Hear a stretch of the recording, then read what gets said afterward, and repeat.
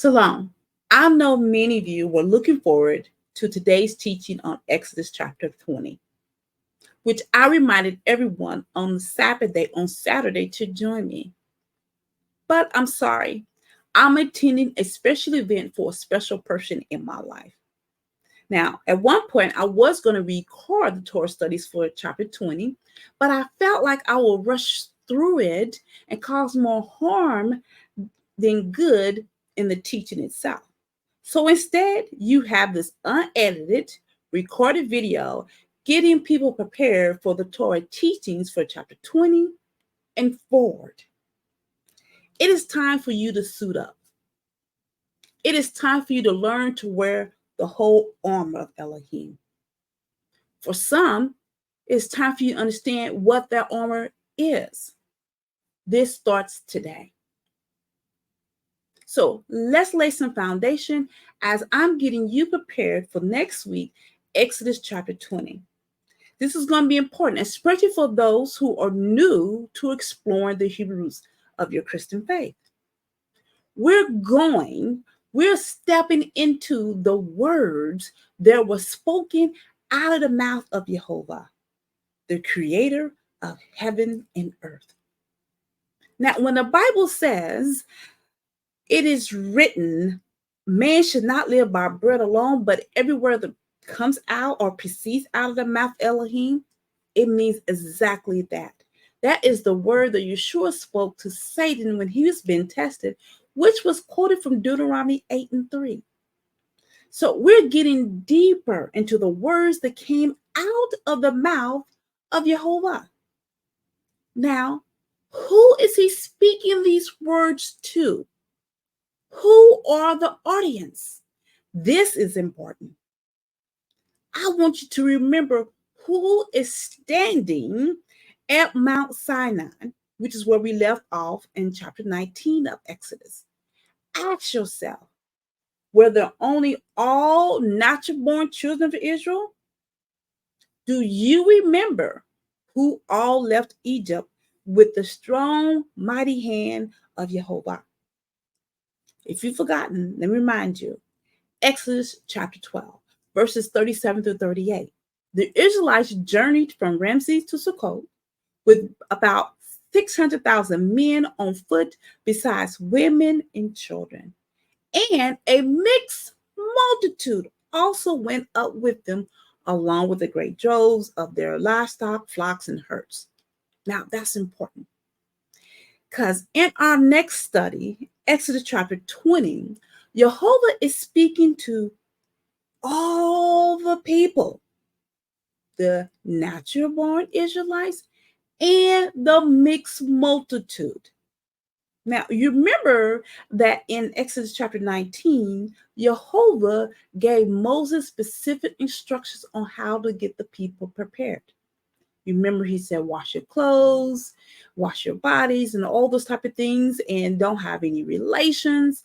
At that moment, if Jehovah wanted to separate the Gentiles, mixed multitude in Israel, he would have gave those instructions to Moses, but he did not. Jehovah did not tell Moses to separate the people. As we continue our studies, you will recognize Jehovah saying native born, giving those instructions to Moses, or homeborn, depends on which version of the Bible that you're reading, sojourner or foreigner with you. This language continues throughout Torah, the prophets, in the writings. You will kind of recognize these things. So it is important to understand this word is going out to Israel and those who join in. In Exodus chapter 12, again, both natural born and Gentiles together leaving Egypt. And Exodus chapter 19, who do we have? The natural born and the Gentiles, the mixed multitude that join in together at Mount Sinai. The people of Israel and those who joined in were taught through the time of Moses, through the wilderness, and many of, throughout that time, they were taught the Torah and how to live their lives. And that Torah is a light. And they are supposed to be a light to all the nations for those who, as they go on the journey and in the future, Israel is supposed to be a light for all of the nations and bring them in. You will read about this many places in the Bible. But I'm going to point Isaiah 49:6 to you. He says, "It is not enough for you to be a servant, to raise up the tribes of Jacob, and to restore the protected ones of Israel. I will also make you a light for the nations to bring my salvation to the ends of the earth."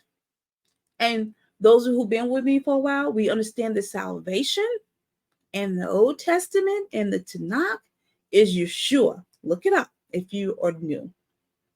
So you ask, what am I saying?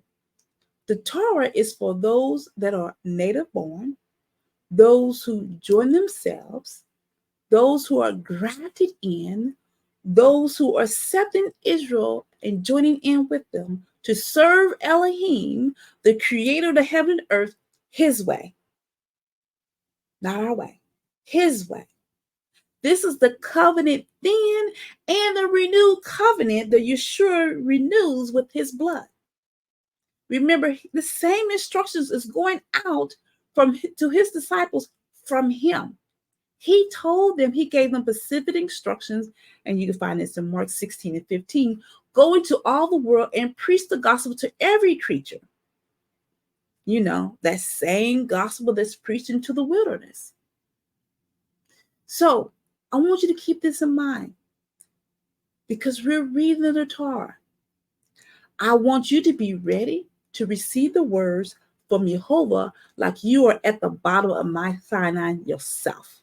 Like you at the bottom of the mountain yourself. Open your heart to his words and let us live in his peace. Get rest for our souls. Just like Yeshua spoke, we spoke about this on Saturday, that he invites all. He invites all to come to him. All you who are weary and burdened, and I will give you rest. Take my yoke upon you and learn from me, for I am gentle and humble in heart, and you will find rest for your souls. For my yoke is easy and my burden is light. So these are things that I'm encouraging you to think upon. Getting prepared for next week for Exodus chapter 20 and that live premiere. Be ready, ask questions, and engage.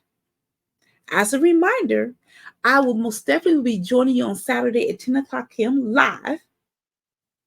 I won't miss a live Saturday unless something happens. I don't miss that. But I'm looking forward to seeing you on Saturday. May Jehovah bless you. Thank you.